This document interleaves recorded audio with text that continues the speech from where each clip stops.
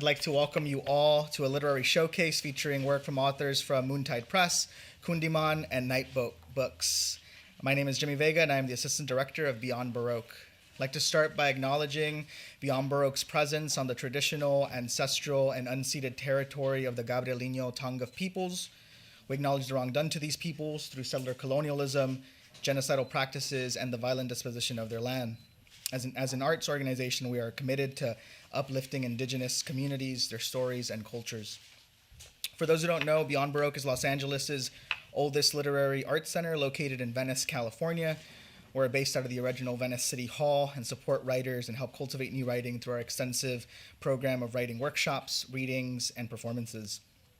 We are extremely fortunate in celebrating the sociality of poetry with you all this weekend, and we welcome you all to explore our bookstore, our gallery, and our gardens throughout the programs today and tomorrow. This program in particular will be a nice sampling of voices ranging from Southern California and beyond. This year, we've been fortunate to offer most of our programming for free, and much of that has been made possible with a generous support from our community in the form of donations and memberships. If you have the means, please consider making a donation to Beyond Baroque today or this weekend and learn how to become a Beyond Baroque member in the bookstore. Special thanks to our wonderful staff who has been really great in working through all of this. Thanks to Quentin Ring, Dan McNay, Ivan Salinas, Eric Alberg, Jessica Wang, Pablo Capra, Jillian Griffin, Oliver Cornelius, and Genesis Perez for all their incredible hard work in making all of this possible. So if we can give all of them a round of applause, please. And a huge thank you to our sponsors, the Poetry Foundation and Antioch University. And lastly, thank you to all of our amazing readers today. We're really excited to hear your work and share your voices. First up, I'd like to introduce and welcome Moontide Press, an important press highlighting the voices of Southern California and beyond. To help welcome our featured Moontide Press authors, I'd like to welcome Kelsey Bryan-Zwick. Thank you.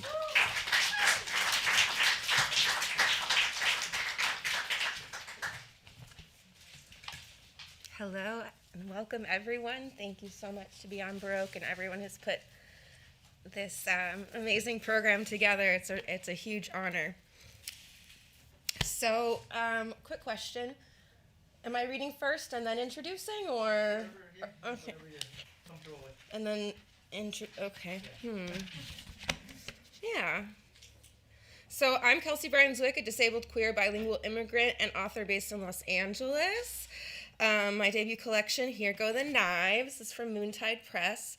Moontide Press puts out about 6 books a year, and this year we've got some great anthologies too. So, yes, this is part memoir, part magical realism, and part illustration. I've got some tarot card re-illustrations in here. Yes, and this collection focuses on my decades surviving with scoliosis. So I'm at surgery number 9 now. It's been quite a journey. So I'm going to take you along some of those vistas.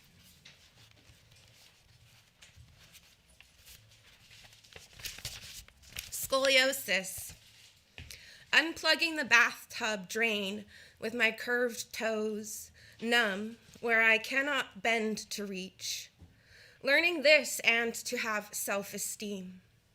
Even with legs unshaved, toenails grown long, hair unwashed, wound crusting over, blood in my mouth from intubation, back of the throat scratch, letting the cup half full fall and shatter with stunted reflex, letting someone else to tidy the jagged edges as I contend with mending my own, placing the odds on myself, even as the doctors explain the risks, explain the need to once again sharpen their knives.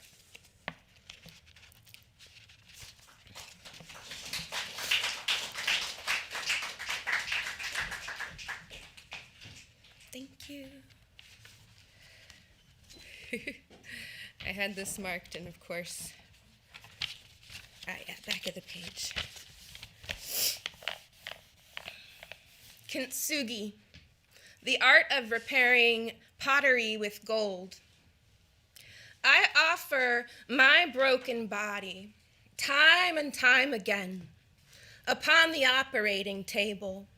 As rapid hands shine, they pour in rare metals, trying to keep me whole, enough to hold my own water, my own blood.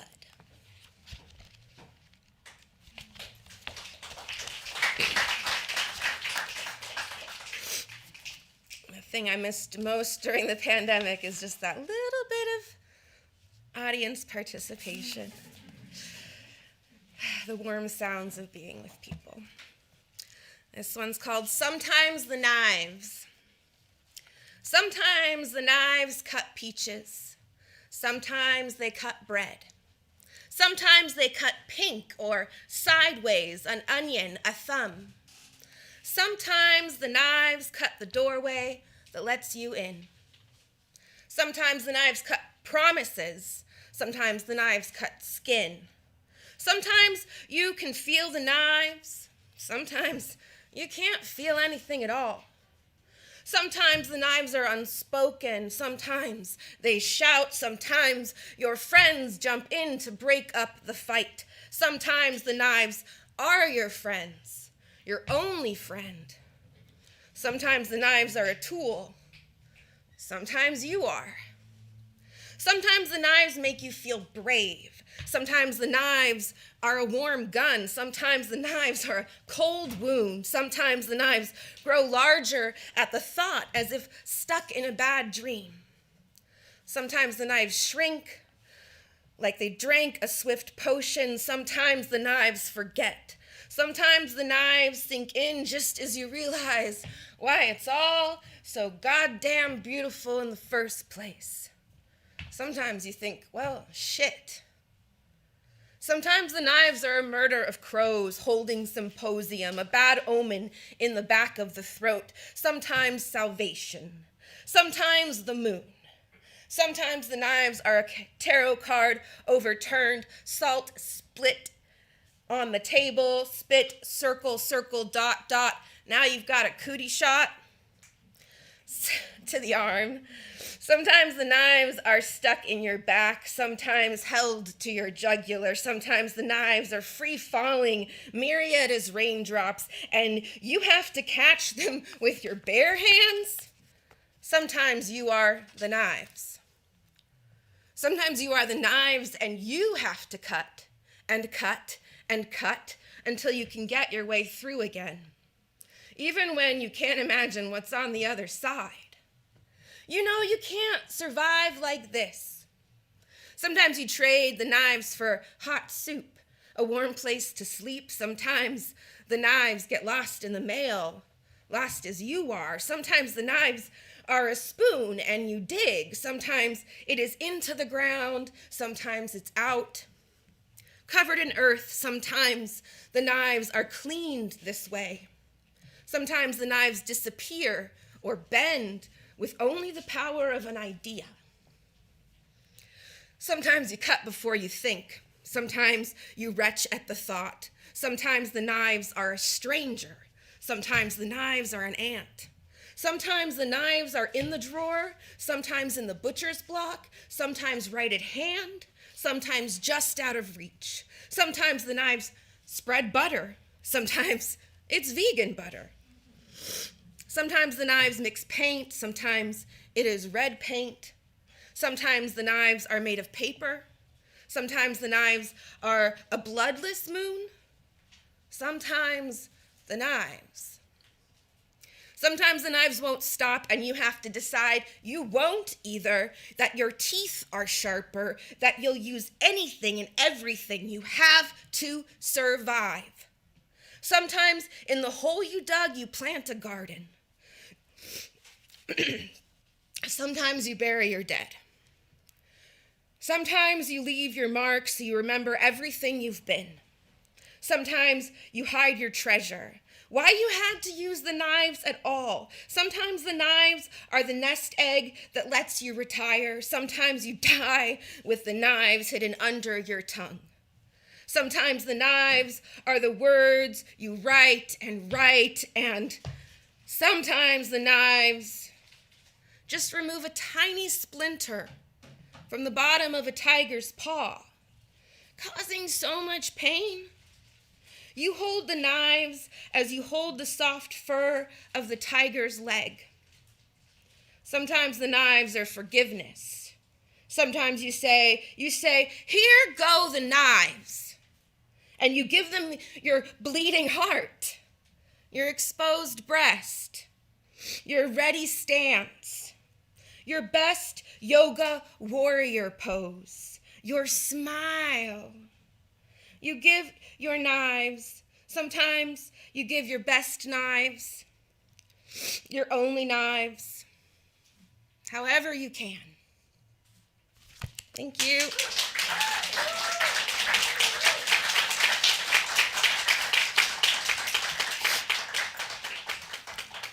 And it's an extreme honor to be part of the Moontide Press family. It's a dream come true. One of the reasons is Ellen Weber, who's up next. She both writes the poetry and does a lot of the organizing behind the scenes as well. She is a biracial Taiwanese American poet born in Hong Kong and raised in California. She is currently acting as social media marketing specialist and videographer for Moontide Press. Is co-host of Two Idiots Peddling Poetry, and is an editor for Webre magazine. Ellen's debut book, A Burning Lake of Paper Suns, was released in October 2021 with Moontide Press. Welcome, Ellen.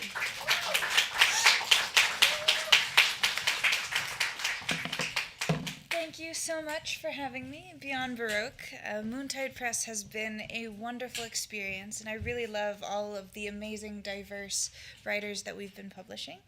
My book is a year old last month, so it's been very exciting to go on this journey. So A Burning Lake of Paper Suns is a book that has a lot of love poems in it, lots of discovery, selfhood, things on that nature. So I'm going to start off with my title poem.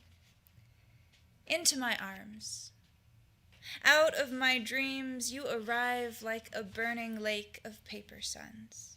With you, I am violet and gold, flickering, a dandelion basking in the sun drench of another curling midnight.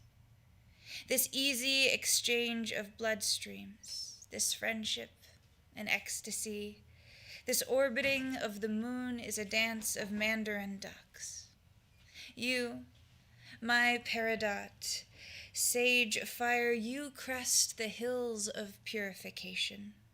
And with trembling hands, I salute my approaching paradise, breathing in the perfumed verses of our sudden but natural intimacies.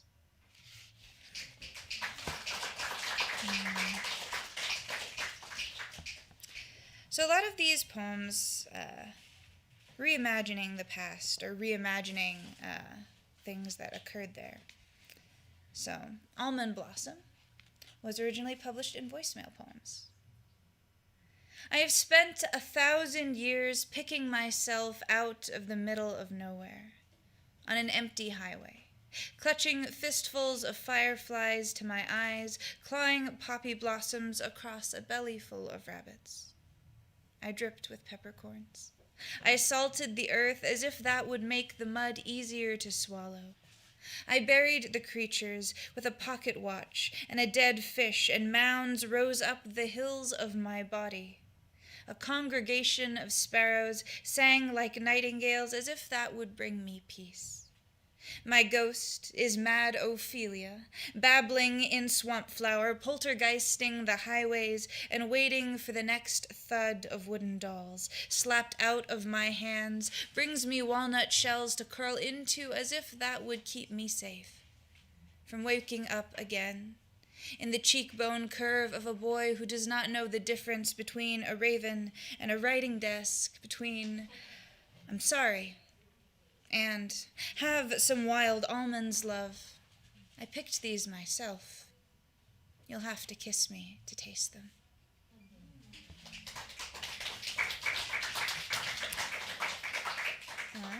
This next one is Guzzle for Unbecoming, after Angel Nafis.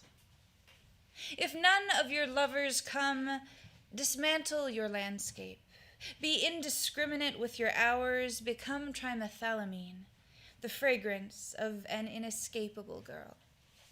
Then erase your speech. Bury yourself south until you are rootcock legs, a buried corm, a botanical split along the bedrock, you vegetative girl.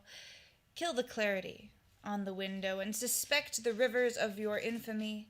Taper the sun's entrails around your spangled carpals, just like another dead girl.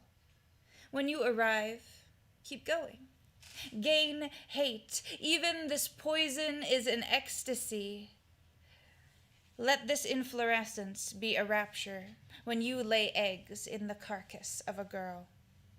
Unlearn what the corpse flower forgets. Spathe by spadix, each living grave becomes a blasphemy of strangers, of carrion beetles, the truth of a flesh-fly girl. The baddest bliss is a junkyard garden where you were born bleeding. Devil, cut this breath, wither this stalk, release the ghost, the colony, the stench, the girl.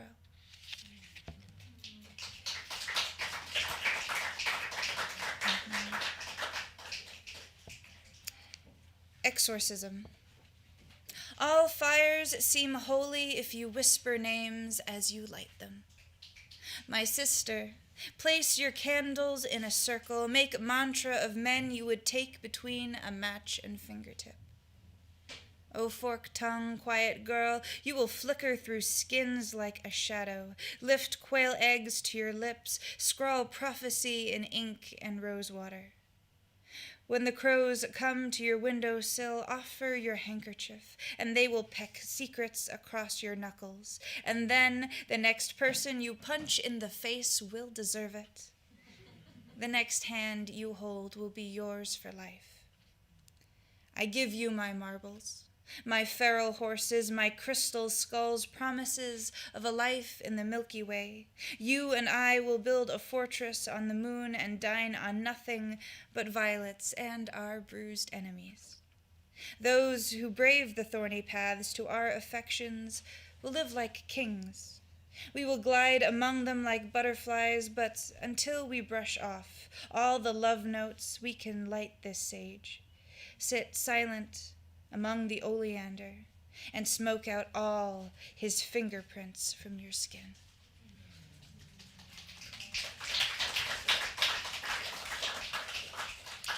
This one starts with an epigraph. Don't look down. You head toward a life you won't be living, by Kim Hye-sun. The hand in your hand is already a ghost. What you don't know keeps you running on air after the cliff gives way. Confession. There is no truth that will keep you and your joy in the same sky.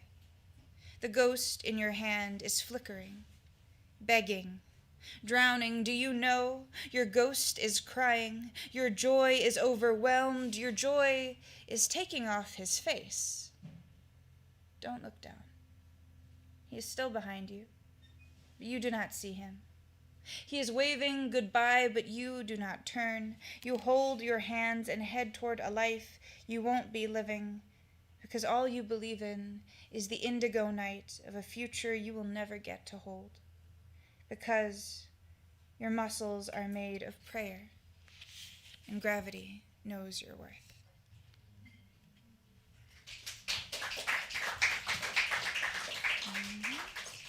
And my last one is called Just Us and the Void. The dark tasted like rice wine, like ghost fire. It's us, echoes of bronze and steel, the distant laughter of the boneyard. Beneath a butcher's boots, we are a pair of lamentations. We are beyond all questions, spineless with our boundaries. How empty you cry. And yes, it is a hushed impossibility that we should ever find a shape with which to hold each other's hands again. Thank you very much.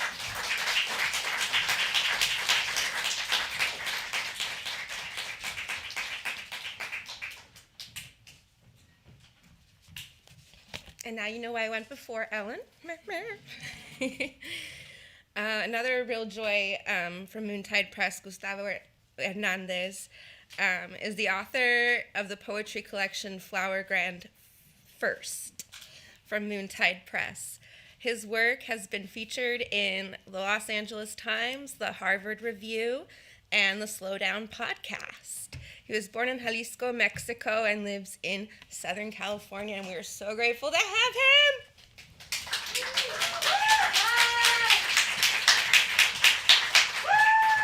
Thank you. Hi, everyone. I'm Gustavo Hernandez, and no, your eyes are not deceiving you. I am wearing white shoes after Labor Day. Just thought I'd point that out. I'm going to read a couple poems from Flower Grant first, and then one new poem that's somewhere in the middle. Siete Leguas. After the bartender makes up some fake Tuesday 3-for-1 special, my brother does an impression of my uncle. It's perfect. How his throat goes sharp and ragged, how he gets the quick cadence and the indispensable joke-propelling stutter. We are knocking around lost somewhere in our 20s, missing and making so much. In this moment, there is honesty, and of course, it is understood and unspoken. We lift the summer dust, separate it from the concrete with our new shoes, our dropped baseball caps, and open a stream through time, past, distance, somehow future. For a moment, we completely join him and my father, our elders and ancestors who are beleaguered compatriots, waylaid jokesters. The impression of my uncle, his charm, is respect, admiration. It'll be hard to get it right again. Thank you. This next poem is called Baudelia. Grand Mal seizures. My guess it was my tia Baudelia's burden. All of these decades later, from what my mother tells me. All of her life in Jalisco, at the foot of a plateau, some wilderness, in the disadvantage of an era, to us now the disadvantage of old time. In an adobe house, in the mist, el gran mal. When my grandmother died, her daughters thought they saw the source of her cancer take the shape of an owl and fly into the dry moonlit ruffle of a wamuchi. In town, depressed women were explained by poison fed to them in food flavored with envy or by the hands of jilted lovers. But Baudelia was different. What ill will could befall someone who lived clutching her mother's rebozo her entire life? A sickness, a sadness, poor child, poor girl, poor woman. I guess at her half living in a stasis. I paint joy in the warm dirt patios of spring, ear to a rustle and glint of a finch song in the Nochebuena, the warmth of the stone oven in her parents' kitchen, the blossoms of her sister's fortunes. My mother says when I was born, she asked to hold me, that I felt her arms outstretching, her breath expanding. Give him to me, Lupe. I can hold him. I won't drop him. I won't get sick. Thank you.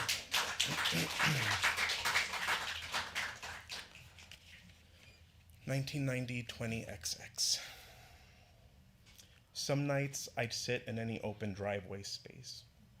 Across the street, the skyline was a dim bulb outline of an avocado tree and a television antenna.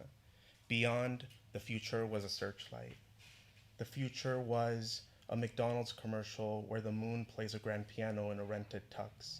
The future was the DNA remix of Tom's Diner, not the sad finite iridescence. How a truck can go from orange cream to scarab shell to that loud sweetness he called burgundy, then disappear, even though its downshifting always sounded so long breath hopeful. All night, the city holds its colors still to signal what is missing. The eastern stretch of First Street won't unclasp into the hills. Not one grain of earth decides to release another. The spray paint messages dry and sink into the murals. The night used to ring out in synthesizer bells. Here is where they sat and counted one another. You see, there had been a father. Thank you.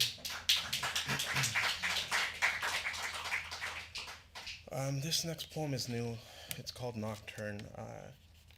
The other day, someone asked me about my writing practice, right? Like, where do I sit to write? What do I do? And I think we all kind of picture our friends who are poets kind of sitting in this nice room that's like sunlit, and there's a cat on the windowsill, you know? And I thought about it. I was like, where am I writing these days? So let me paint the picture for you real quick. Here's the TV playing a novela very loudly, right? Like high drama, high drama. Here's me in the middle with my little sad poet thoughts. Here's my mom who's saying things like, you know, I knew a woman whose ex-husband dumped her and cheated on her with her twin like that. And I'm like, what? Like, no, you didn't. So that's sort of like where I am. That's where my head is these days.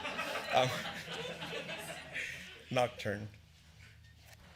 The kind where the horses have been hitched to the trees, where the granary door's been locked and the money stashed in the box in the wall. If it's free, my grandfather used to say, I will take even a punch to the face. I think that's a misquote, but that's all I do these days. I mess with the syntax, live in the belongings of the dead.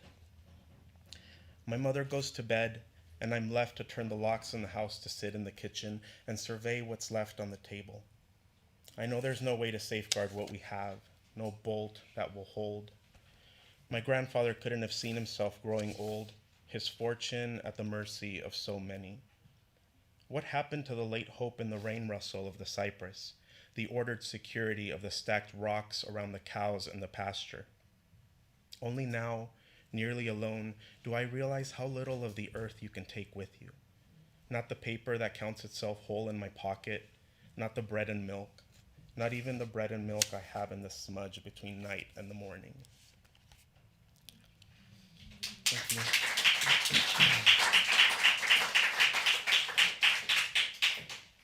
Marte. Around the time the first holiday billboards go up, I raise a finger to a point in the night. To my eldest sister say, look, that red light is Mars. We have been more than 1 year without him, and just now we are starting to see things again. So much of our knowledge about the skies is gone. Chart blind, codices black, all questions we have forgotten to ask, the color of the orbs, the slabs of moonlight.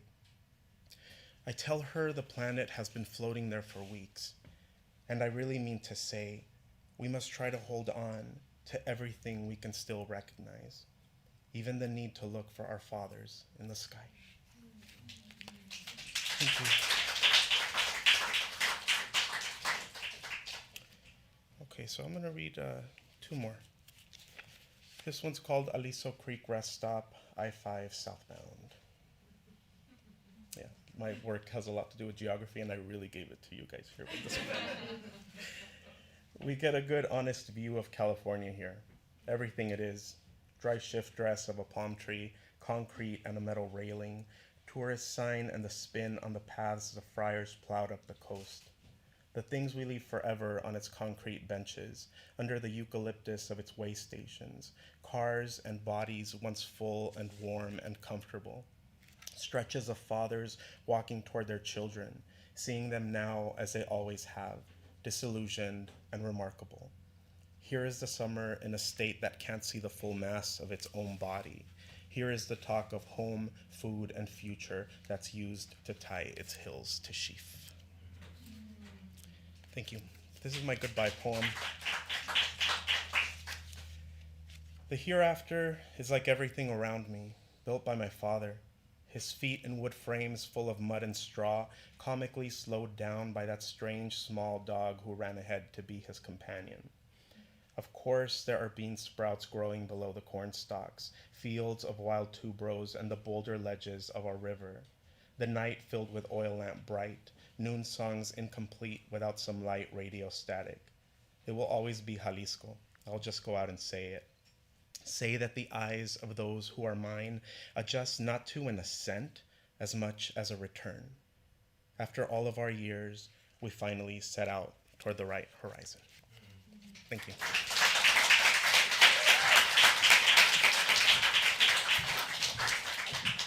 Thank you, Gustavo. Let's give it up again for Moontide Press, please. That was really wonderful.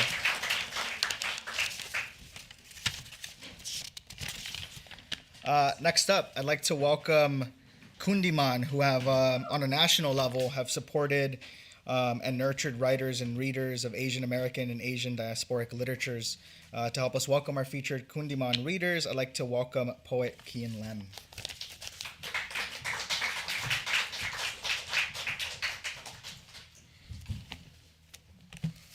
It's really bright. Thank you for having us here, Beyond Baroque. Really appreciate it. So I became the Kundiman SoCal chair over the summer. So this is my first official co-chair event. I'm always surprised when people give me responsibility. And it's like, man, I just picture the meetings like, man, I hope Kien doesn't say anything dumb. And so far I've succeeded in that. I guess I'll read my own bio. I was telling people earlier, you can just really make up anything on these bios, and people just kind of have to believe you. It's like, oh, that's like Kien Lam is 6'6", and that's not a lie. Kien Lam's the author of Extinction Theory, winner of the 2021 National Poetry Series. The book just came out last month. And he is Kundiman Fellow and received his MFA from Indiana University. He lives in Los Angeles, where he most recently worked in esports and television, and these days is fun employed, but working on a pilot and a novel. Just a couple words about Kundiman beyond what you just said, which was very accurate. Not that you have any reason to lie. But Kundiman is, I think a lot of times people see Kundiman and it's like, like they think of it as like a fellowship, something kind of academic, a little more serious. And it's not that we're not serious, but my experience with Kundiman has always been, we read, we write, and then we drink, dance, and karaoke, and that's kind of, and it's a lot more of the latter than the former. And it's been a really fun time, and so part of what we hope to do in SoCal is, Kundiman has branches all across the country. We try to do events. Though lately it's just me sending out emails like, I promise things are gonna happen soon, and I do promise things are gonna happen soon. It's just logistics are difficult. And so the idea is, we will host events, readings, gatherings in SoCal to kind of extend the community that Kundiman has offered to me and to all the other writers who've been a part of it. And I'm very grateful to be part of the organization, and I believe that we've become a lot more inclusive over the years to what Asian means, to what Asian American means. And so if you are somebody who is interested in learning more about that, definitely come see me after. We have a listserv. You can get those emails where I make promises. And I'll just read a couple of poems today before introducing our two other readers.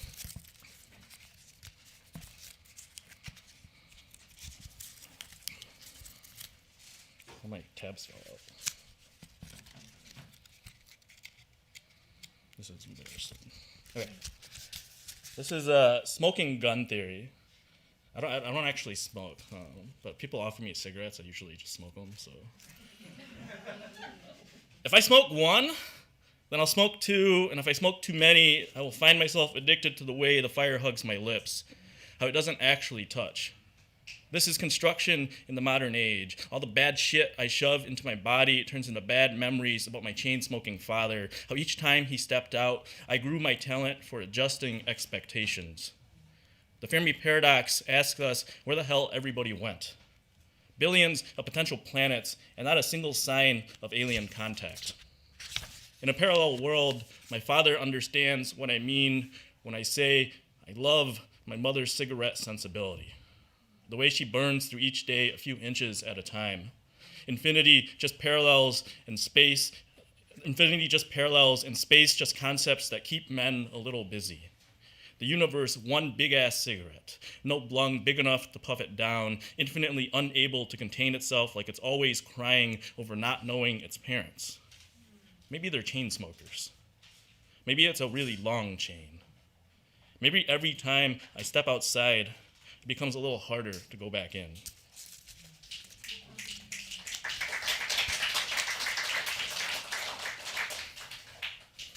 Love theory. When I butt dial my mother, I'm drunk and trying to convince the woman I am seeing that I am trustworthy.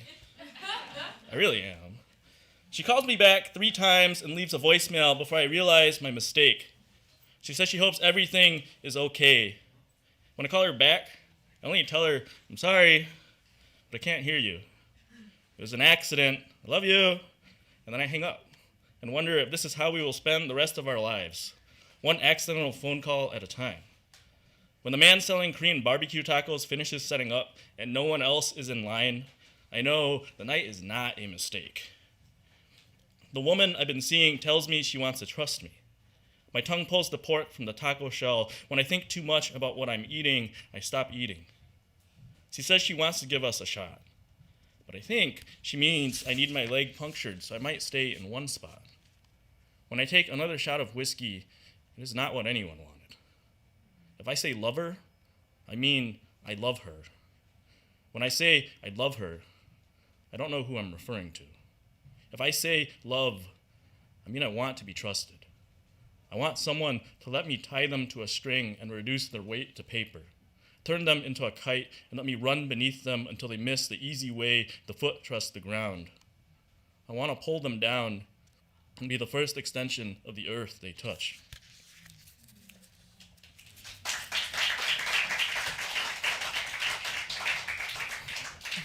This last poem has kind of a very dumb a pun at the beginning, which was a lot funnier to me like 10 years ago.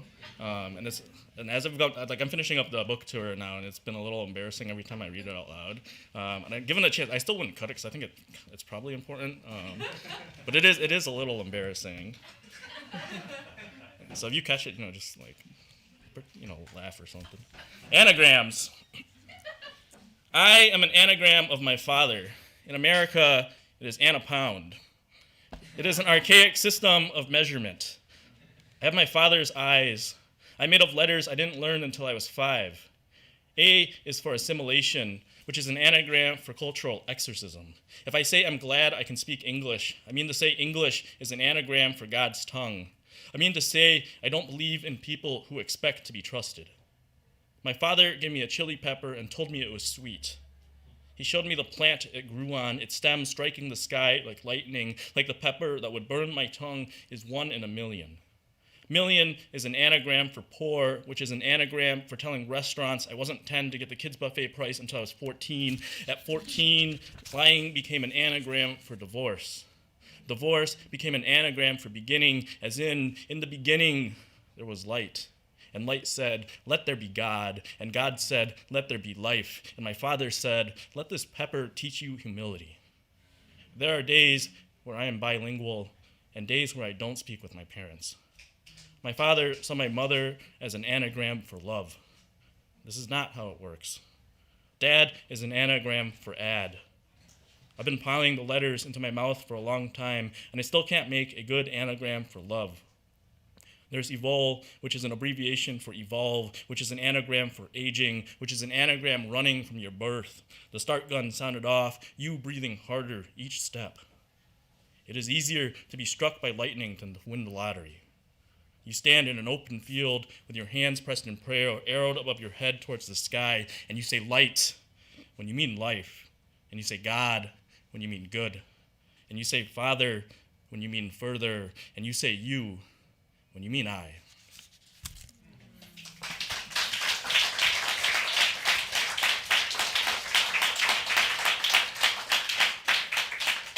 Thank you, and now it's my privilege to introduce the next 2 readers that are joining us tonight as part of the Kundiman Showcase. The first I'll be introducing will be Cynthia Dewey Oka. She's the author of 4 books of poems, most recently A Tinderbox and 3 Acts, which came out a couple months ago from BOA Editions. And Fires If Not a Country, which came out last year from Northwestern University Press. Isn't that like 2 books in 2 years? Isn't that kind of like incredible? Her next piece is going to be 2 books in 1 year. So, Cynthia serves as editor-in-chief of Adi Magazine. Her writing has appeared in The Atlantic, Orpa Daily, Poetry, Academy of American Poets, Hyper, Allergic, and elsewhere. And she has recently moved to Los Angeles and lives here now. Please give it up for Cynthia.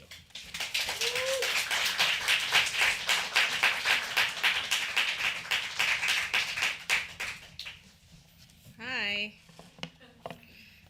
I am going to read from both of them today. I'm obsessed with how history happens to us through our families. So what's funny is like they really talk to each other. And really, a Tinderbox probably should have came out first. So this book is about a genocide that took place in my homeland in Indonesia, where I was born in 85. The genocide took place 20 years earlier, and it led to the rise of a dictatorship called the New Order regime, which then censored the genocide, and it remains taboo to this day. So I'm going to read 2 poems. I'm just going to read 3 poems. 2 of them are from Tinderbox, and then the last one is from Fire. I've never done this before, but I was like, there are characters, there are multiple speakers in this one, and 2 of them I feel are, they're like extrapolations, shall we say, of my parents. So this is one that's like my dad. The sound of music. Everything, even the Von Trapps, comes late to this polluted land. I mean, all night, the stray dogs bay, the air explodes with worthless applause. Last night, I pulled teeth rotted black out of a 7-year-old girl. Her belly was worm-taut. It made me think of the child wriggling inside my wife.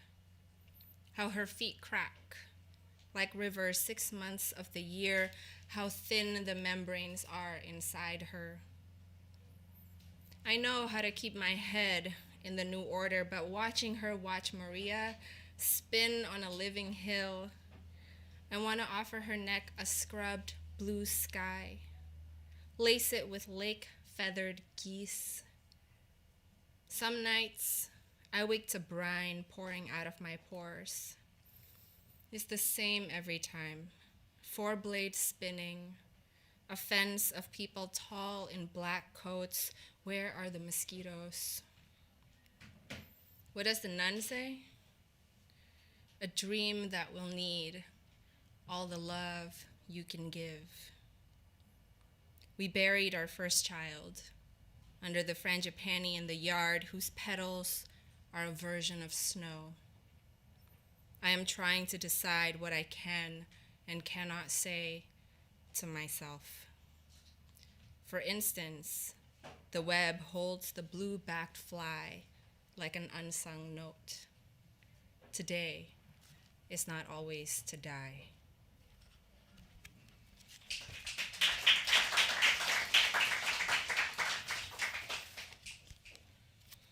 And this one is one that's kind of like my mother. The New Order. With your noses vigilant to the ground, forgive an infection's harsh slander. I said I felt you, like teeth above, teeth below. Therefore, I resolved to master you like my own memory. Yes, I rose like a flower from the scrotum of the devil. Yes, I moved like a flood against the igneous mother. She was strong as American radio, but you are the ministry of bones. Dig, and you will find, like those nights I stood, fist not knocking on my beloved's door, nobody on the other side.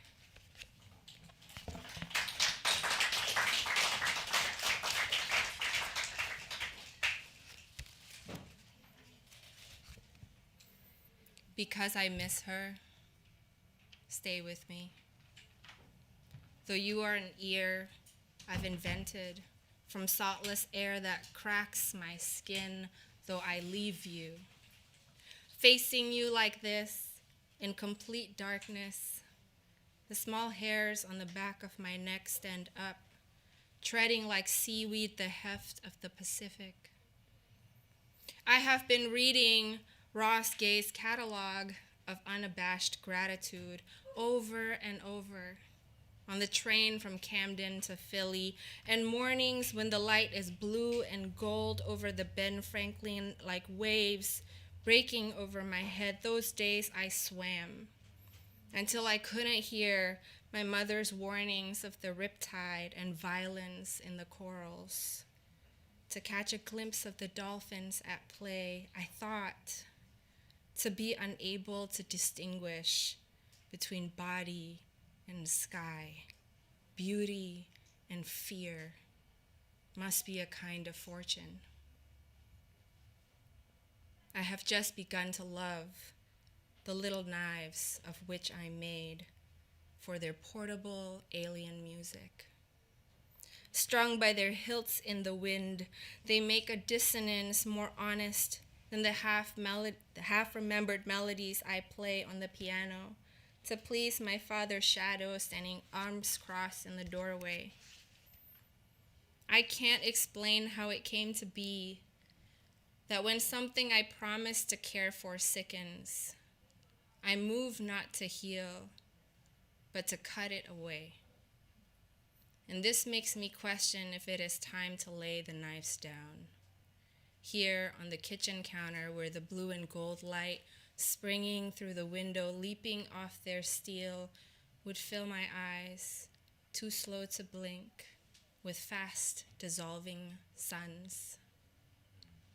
And if it is time also to turn my face toward the source of that light, hidden now, behind the roof of the train at rest in the station and the ironwork of branches that have borne themselves through another indifferent winter, though I do not feel its warmth yet, though its generosity is abstract to a person like me, who does my duty behind walls and cannot manage to keep even the philodendron, with its green abundance of hearts, alive. Forgive me, philodendron. I have only known how to want certain ideas of you, lush, unselfish, obedient, in the corner of the room, the way I am begotten of those ideas too. Sometimes I dream I am running on a rainforest soundproof floor through thickets of carnivorous flowers shot through by spears of light, lean and long as my son, who when I awaken is there beside me, blowing his horn, somehow thriving in the undergrowth while his mother runs from one Pacific poised like a machete against the whole green world to another.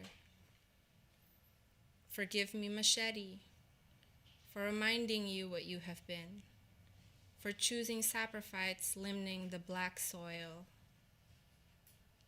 Last night, the neighborhood lights went out and no one thought it was worth knocking on anyone else's door to find out what happened, if just for the communion of it.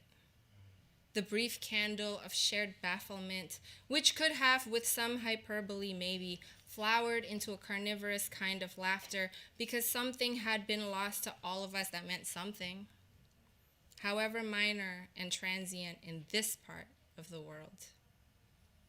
I sat right here, like a train stopped between destinations or the part of the beach that by 6 p.m. would be underwater, welcoming the going away of definitions from my immediate future while my iPhone winked at distant lights, risking collisions, unauthorized additions, mis- and reinterpretations like immigrants. That was how I thought of my mother shouting from the shore as distant light, in her duster and the makeshift horn of her hands. Did you know that before a dolphin calf is born, its mother would sing to it so that once it separates from her flesh, it would know how to come back? Each dolphin has a signature whistle like no other, and that is what the decades of censorship took from us. Our mother's singular whistlings, a way to let ourselves be lost at sea for a while where the lights do not reach, because I'd know how to call her, specifically her, back to me and not the whip of my father, or lovers built of the bubbling inside a mountain, or America, which would have me dream it and nothing else. My mother, shining like a paranoia of nights without electricity and love, which all these years kept me fastened to myself, sharpening my knives. She would have wanted me to ask nicely, to volunteer my life for an idea of my life, because she knows what it is to send a voice out over the water and have nothing come back.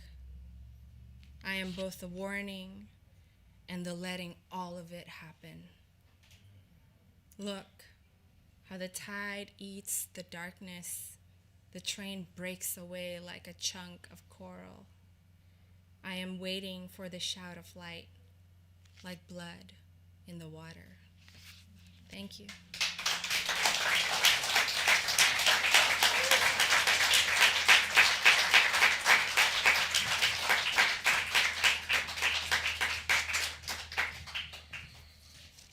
We are very fortunate for our last reader, joins us all the way from Wisconsin. Dorothy Chan is the author of 5 poetry collections. They have been a recipient of numerous awards, most recently a 2023 finalist for the Rethke Poetry. Is that, am I saying that right, Rethke? Sure. I'm like one of the dumb, I'm a dumb poet. Rethke Poetry Award. Their work has appeared in Poetry, the American Poetry Review, Academy of American Poets, and elsewhere. Chan is an assistant professor of English at the University of Wisconsin-Eau Claire and co-founder and editor-in-chief of Honey Literary Inc., a 501c3 BIPOC literary arts organization run by women, femme, and queer editors of color. Please join me in welcoming Dorothy.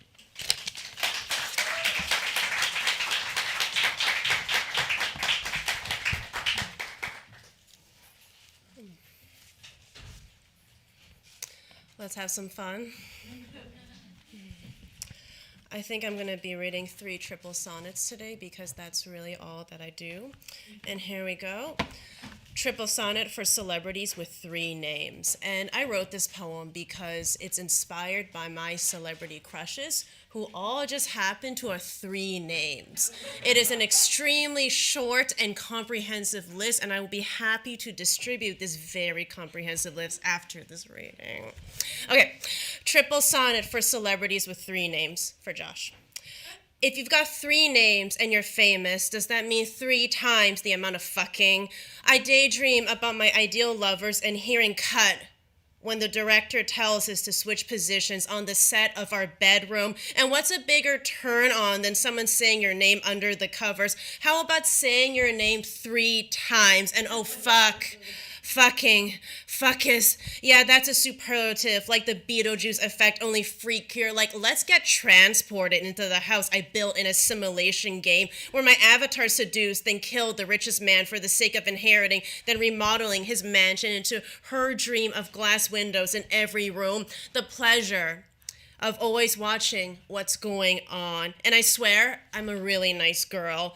I really am. Just say the magic word and I'm all yours. And surveys reveal that the word lovers wish their lovers said more is please. And I wonder if please is short for pleasure, as in eat your girl right, as in I'll order a clitty bang bang at a midnight viewing, as in please let me put on the show for you, as in I love any event with a ton of cameras, as in keep feeding me macaroons while you're filling me up in the tub. And if I was a celebrity, I tack my middle initial K back into my name for the extra effect.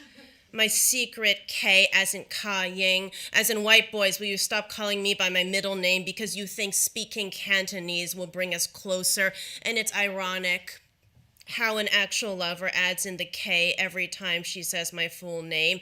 And she says it with such authority, it's a turn on, like, baby, say my full name again and I'll record you, why don't you, K?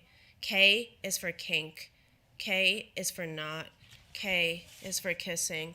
K is for king, crown me. And don't fool me by saying queen, because I know where all my power lies. And K is for knock me down and pin me down on the grass, lover, because you on me is the closest to nature I'm ever getting.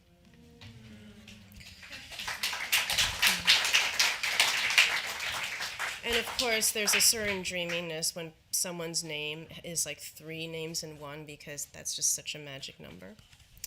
3. So here we go. Triple sonnet for Asian girlfriends. Cancel my membership. And this poem is dedicated to all those white guys who have Asian fetish. You know who you are. The Asian Girlfriends of White Guys Club is a membership I never want to renew, so cancel my card. I need space in my juicy couture wallet. And according to dating sites, girls who look like me get the most action. But what else is new when some dude's granddad regaled him with tales that Asian girls are more fuckable with their tight pussies, the sideways vagina holy grail of breakfast specials, and old men? Stop with your war stories. Get away from my tight-ass pussy. Let me protect her with the world's finest lingerie, and I pose in front of the mirror, snapping photos the way painters used to eye fuck their muses. But I'm my own damn muse, thank you very much, and I crave seduction. Remembering how I played Aphrodite in an elementary school play, how I bemoaned the role, because what's up with the goddess of love and Ares? Who would be attracted to war, to rage, to incest? And why does every girl end up with either angry guy Ares or ugly guy Hephaestus when she's the prize herself? And Vanna White, let me spin that damn wheel again, or whatever game show we're on when I choose another door. And where's my golden Dalmatian, or the endless supply of con candy ice cream, or my vacation to Tokyo? And you bet your ass I'm taking a friend, not a lover. Because what is love? And you've hurt me once more, and you've hurt me once more. And I don't want ni hao. I don't want masculine hands on my thigh. I don't want a masculine hand holding my hand. The 10-inch height difference ideal is only cute for a month. After that, my neck hurts trying to hug you. I don't want a spork when we're eating dim sum. I don't want ice water when we're eating dim sum. Get your hands off my pork bun. Like, are you actually cute, or are Western dating standards telling me you're the ideal man, the Adonis to my Aphrodite? And wait, I got the myth wrong, but who really cares?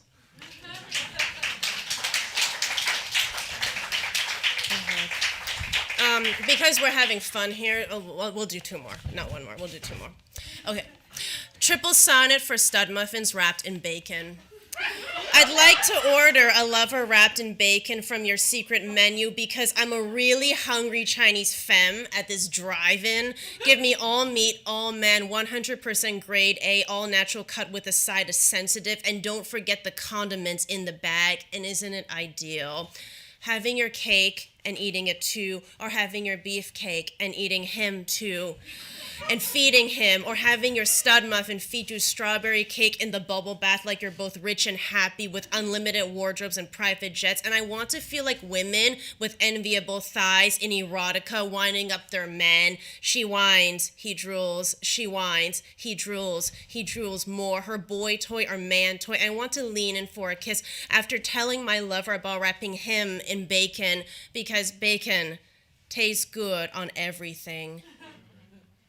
From deviled eggs to mac and cheese and heart attack burgers on secret menus, 3 greasy patties and bacon, a little melted cheese. And once I watched an interview with a starlet who said how melted cheese was her favorite food, and no more beautiful words have ever been spoken in the English language ever.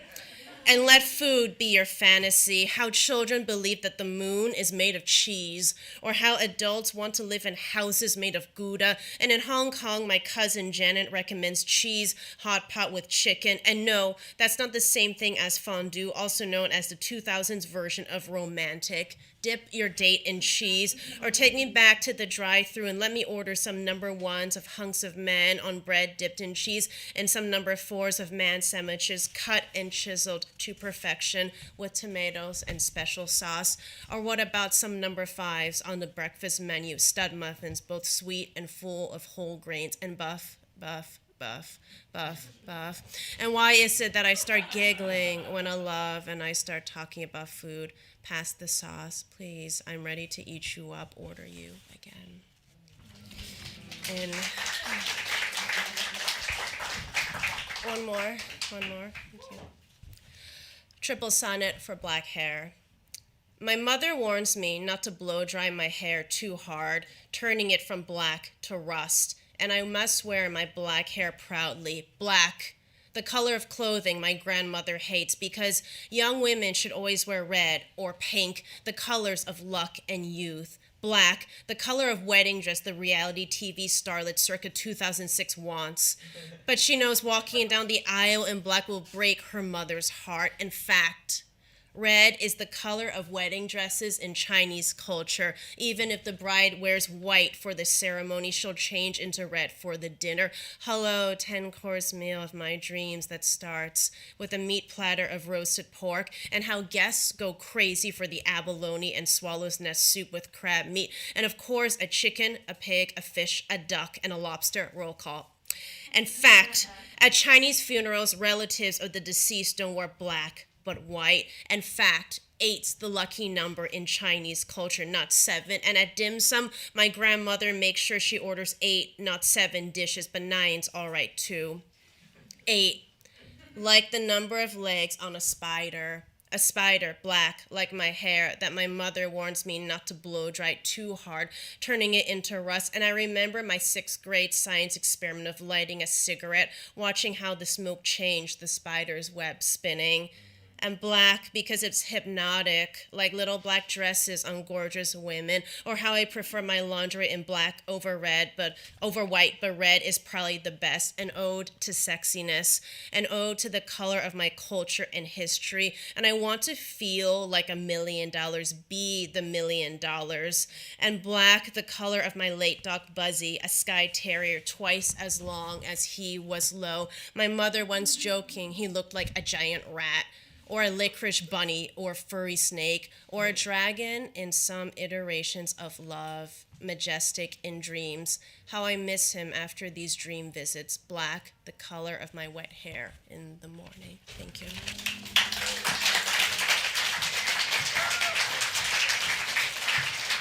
Thank you, Dorothy. That was really great. Let's give it up for Kundiman again.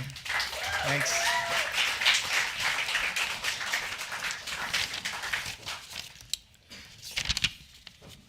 Lastly, we're excited to welcome Nightboat Books, an organization who have been on the cutting edge of writing that knows no boundaries, with an eclectic range of voices, all of which seek risk. I will say that unfortunately, Angel Dominguez and Carlos Lara, who were supposed to be with us today, won't be with us, but I think we'll have a little bit of treat, and I'd like to welcome Kazim to say a little bit more about Nightboats. Thank you.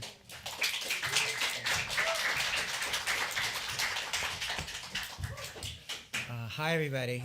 Thanks for inviting us to take part in this important event, and thanks, of course, to Moontide and Kundiman for producing such great literature.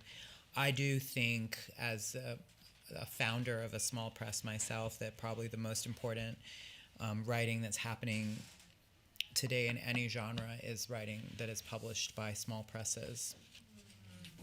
That is the truth. So I'm going to, I've co-founded Nightboat Books in 2004, purely out of rage. Basically, I was in my MFA program, and I was not a scholarship student. I was paying through the nose, and did not really, I think I had a kind of a terrible experience, actually. I think I was in the wrong program. I somehow got admitted to a program where the faculty couldn't really be bothered with me. So it was a different era in pedagogy. It was kind of like you could do that, if you were a faculty member. I mean, some people still do, but it's mostly frowned upon these days. And so, at any rate, it was a couple of years after I graduated, and all the other folks that I had gone to my MFA program with were getting published, and someone won the APR book prize, and someone else was going to Provincetown, and I was just enraged, and so I thought I got to put all this somewhere, and I figured if my work wasn't getting published and the work that I loved wasn't getting published, I should probably start publishing it. So thank God I knew nothing about publishing when I started Nightboat Books, because had I known anything of what was involved, we might not be here today. So here we are almost 20 years later, and it's amazing to be here and to have work by Angel and Carlos and Jackie and so many other writers. So here's a little bit about this book by Angel called The Collected Letters, and this is from the foreword to the book by Raquel Salas Rivera. Originally published as a chapbook, Desgraciado can be best described as an involucramiento with 16th century Spanish murderer, pillager, and rapist Fray Diego de Landa. The word involucrar, originating from the Latin involucrum, translates as envelope, encasing, or covering. To be involucradex is to be more than involved. A person who is involucradex is enveloped by and entangled with that which they are involved. Footage of anti-fascists and fascists at protests show them knotted in kicks, stabs, and beatings. Similarly, the violence in Dominguez and de Landa's involucramiento is a Benjaminian monad, a determining moment into which the past, present, and future collapse. It is this involucramiento that had me reading Desgraciado out loud with my friend Farid Matuk, both of us in tears, remembering that we have never been alone. So these letters are all to Diego, and they all start Dear Diego or Diego, and the one that I'm going to read to you actually is not a typo. You might think it's a typo in the book, but it says Dead Diego. Dead Diego, you are the boat that gets left behind and set ablaze, enemy boat on fire along the shore. My tongue is my enemy. My tongue is my body. My tongue is my refuge. My tongue is my home. My tongue is a safe space until I get faded. Then I'm dangerous. Then I'm lung capacity thick, gone like fire, burning down Gaudi's cathedrals until they're pyramidal rubble. You return to places to recreate them. You revenge a sense of validity from memory, disperse the ghost mentality of never again, and withdraw your jaws from oppressors' hands. There's nothing but bone now, clear breakpoints to dismantle the architecture. Here we crease at the sentence, fold the white away, and what we are left with is night. The sun will rise without us.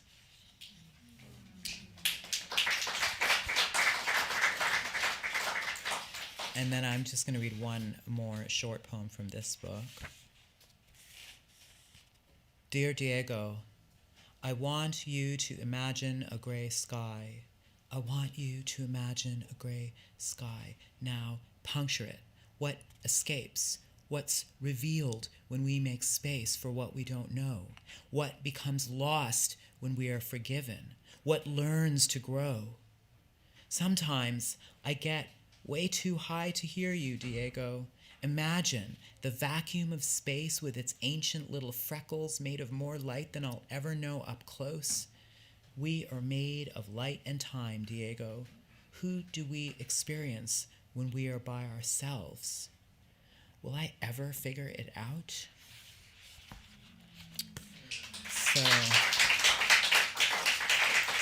yeah, that's from Angel Dominguez, who is a Latinx poet and artist of Yucatec Maya descent, born in Hollywood and raised in Van Nuys by their immigrant family. They now live amongst the Santa Cruz Mountains in Bonny Doon, California, and are the author of this book, Desgraciado, from Nightboat Books, and also two others, Rose Sun Water and Black Lavender Milk. The second book that I'll read from is Carlos Lara, and he is a Los Angeles inhabitant, and his previous book is called The Green Record. This book is called Like Bismuth When I Enter, and I'm just going to read one poem from this book, because it's a little longer than those two short ones that I read. And the poem is called I Know Everything.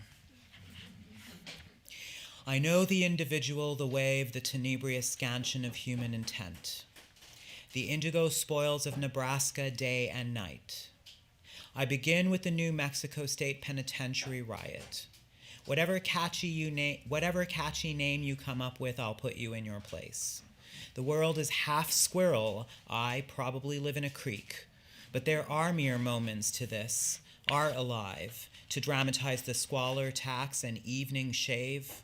My good friends never talk about ideas. Who in certitude believes the room leaves the dark, jumps out at you when you run up on the beach? The black openings of the plain. I might see the swimming gin of youthful parachutes, the bottoms of softener bottles from which you weep, yawping up and the like tortillas at the end of the world. This is one lucky co-star of mine. Nope. In Europe, the American balloons. In goat trees, the shine is a shoehorn. In Russia, like humiliation. In the terracotta vacuum, murderous, daisy, river, Saint Laurent like a shoe bill in Rwanda. I've seen your liver, the stupidest thing ever. I almost said your umbra is rooted in Freemasonry. In this fact lies something that one has no choice but to live one's life, even in death. In 2010, I learned what a random signature, and out of that random signature, I came to my name. What a villainous salt strain. Tap the loaded messenger as she heats her arrows to a bluish empathy, upon which moment caverns discuss themselves, their nautical charts exploding into grayscale auroras. Night charts its silver on the pool tables of darker experience, like a bonus of terror. I hope my mind is fried beyond a barbershop. Walking Lotus, what do they actually do? Unlock the dirty, super, ache, I, see, supreme, sexy sex all day for no reason. Their fear of us is the image of us. My dust riddle, my lost wave in the desert of deserts, eyes closed, it mattered in the most graphic and balanced of ways. It mattered in the claim of the curve of the wave in the voyeur's house. It spoke like an idiot advisor or a specialist of dream modalities. In some, it asked if there was any connection to this guy, this gray guy, each new day more alive than the distant memories of how the poet's spring extends from my skin to my chief pants, asleep in you, who are people who want to think like the silence of the green dark duck. So you will get up and try on extraterrestrial chaos ocelli without hope in the silence of the green dark duck.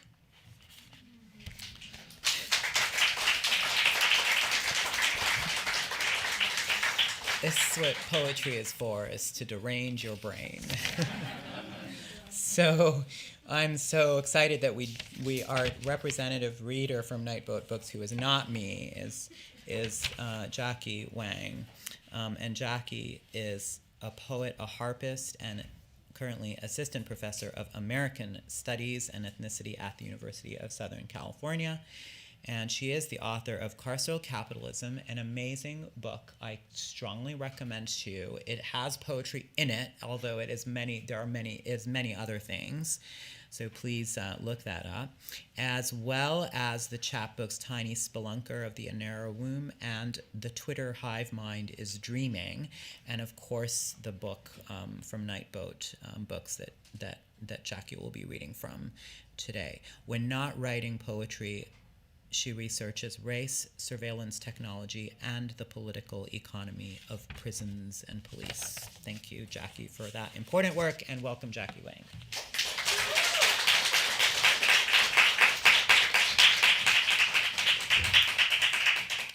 Thank you so much, and also thank you, Beyond Baroque, for bringing us together. This is a beautiful event. I'm honored to share the stage, not only representing Nightboat, but I was also a Kundiman fellow. So it's like nice. I feel like I'm like between some kind of fault line between two beautiful universes. So I'm reading from The Sunflower Cast a Spell to Save Us from the Void, which was published by Nightboat Books, and this is a collection of dream poems. And in some ways, I almost feel like the dreams authored the poems, and I did not. I was just the conduit. So this poem is titled Death as a Survival Technique. The world is warming, and we humans are to blame. In the future, the world will only hold one person, therefore everyone else must die. It is for this reason that I find myself in a Hunger Games caused by global warming. Everyone knows there can only be one survivor. The people are febrile with murderous rage. Though I do not intend to kill anyone, I still must persuade everyone not to kill me. I have to get them to empathize with me, but I don't plead. Sometimes I hide by lying prone atop a pole, pretending to be dead. By making myself visible, I remove the anxiety of being found. My fake death becomes an orchestration that involves as many people as Tupac's pseudo-death. In the distance, I hear Maxine eulogize me. He knows I'm not dead, but to stop people from killing me, he must convince them that I have died. Feigning death makes me privy to how I will be remembered. I think, how sad that people are not alive to experience their funerals because it's the most love they'll ever get. Maxine memorializes people in a way that only a queer who has lived through the AIDS crisis can. Ah, but I'm not dead. The threat of death calms me. On the shore, there is a crumbling beach house cold from the iconography of eternal sunshine of the spotless mind. Everything is crumbling as we wait for intermittent waves to hit. Where in this house will I find air to breathe? The walls won't hold. The safety I feel in this structure is false. I am crouched in a corner waiting to die until Elijah comes and asks me to participate in a fashion show to lighten the apocalyptic mood. Elijah takes me to a warehouse, dresses me in skimpy clothes, and pushes me onto the stage. Ashamed of my body, I try to cover myself with my hands and arms. From the audience, he yells, "Show more belly!" And then to celebrate my performance, he takes me into an empty, crumbling house to play me a song on the piano while the house fills with water. Imminent apocalyptic obliteration has brought out everyone's repressed desires. All over the shore, people are having BDSM sex in the ruins. Where did all these leather belts come from? I think. I see my friend all tied up, blissed out, her eyes rolling back in her head. It is a way to prepare for death. The sadists believe they will be the ones who will survive. The masochists embrace their powerlessness in the situation. Freakish weather makes us all non-sovereign. In this sense, the sadists will be punished for their hubris, their belief that through sheer muscular will they can beat Mother Nature. The story becomes an epic showdown between sadists and masochists. Maybe that doesn't make sense. Maybe it's a pact with the gods. The secret is to not try. In giving yourself over to the inevitability of death, nothing can hurt you. Nature no longer wants to kill you. You have put yourself at the center of the battle of cosmic forces and lowered your sword. Because you are willing to die, you will be spared. But but I am sad that all my friends will die, even if this situation has turned them against me. Why must only one survive this environmental catastrophe? To submit, to take the passive road to heaven. Survival of the fittest? No. Survival of the best at playing dead.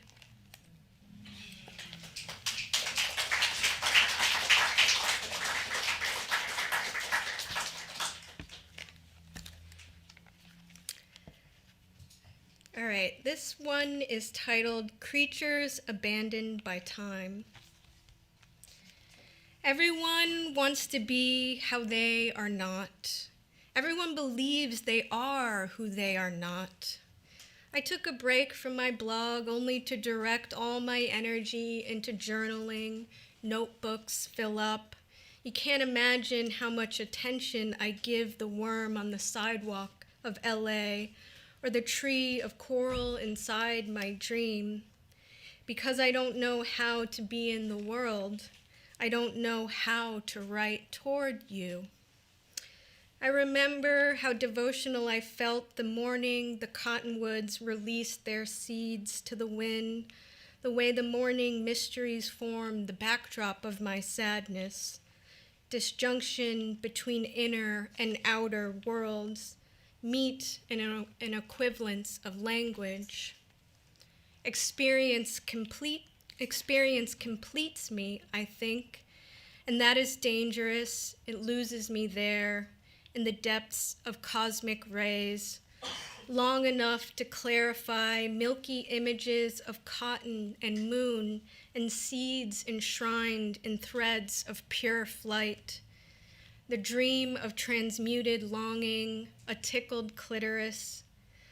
I'm a body of angels, all of me, in the place of what is possible when injured and in need. Something personal permitted by the friend who hears, who is drawn by the gravity of the wound, toward the center of the sky that sleeps between my rib cage. What gift? On the arc of deviation, a parabola of attention, I learn.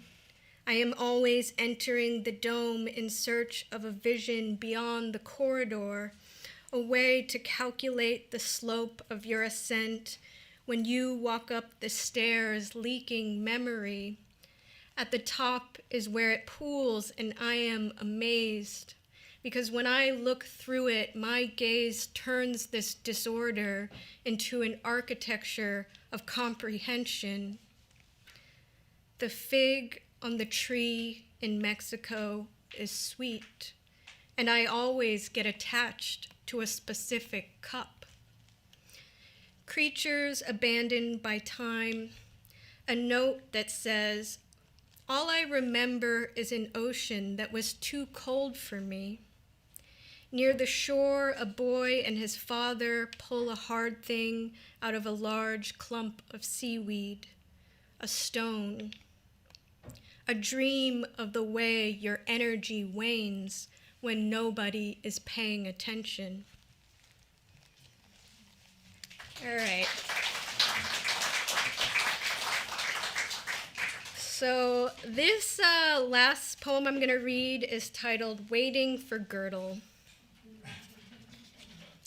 I'm like, what girdle was that? I know it's a riff on Waiting for Godot, the Samuel Beckett play, but I'm like, is it the mathematician? I forgot what the original reference was, but it must be Gödel, the one who had the incompleteness theorem. First of all, nobody will survive money.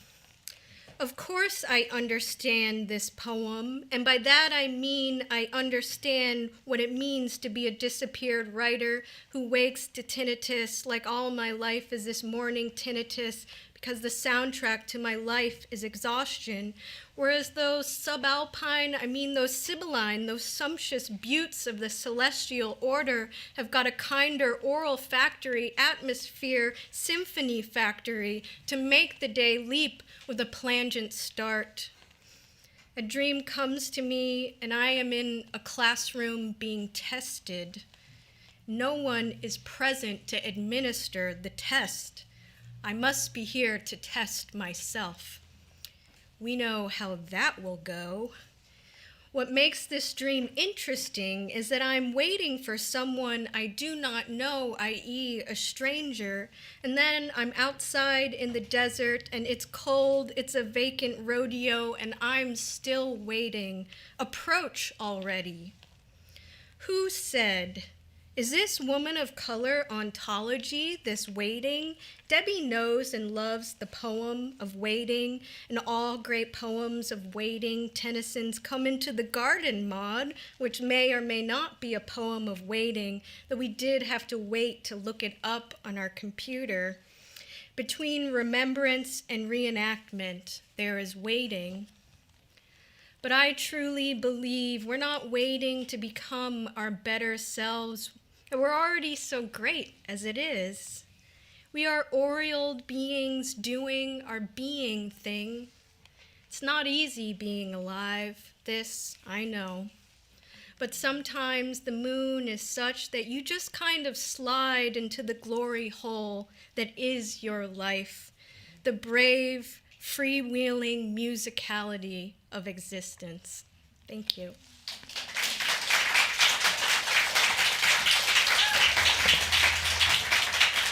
Also, I think in the bookstore, the copies of the book were on back order, so they weren't able to get them, but I have 2 copies if you track me down. Thank you. Thank you so much, Jackie. Let's give it up for Nightboat one more time and for all of our fabulous readers for this showcase. Please stick around. We still have some more programs tonight. Come back tomorrow as well. And yes, visit our bookstore. Hang out with us. We hope to see more of you soon. Thank you.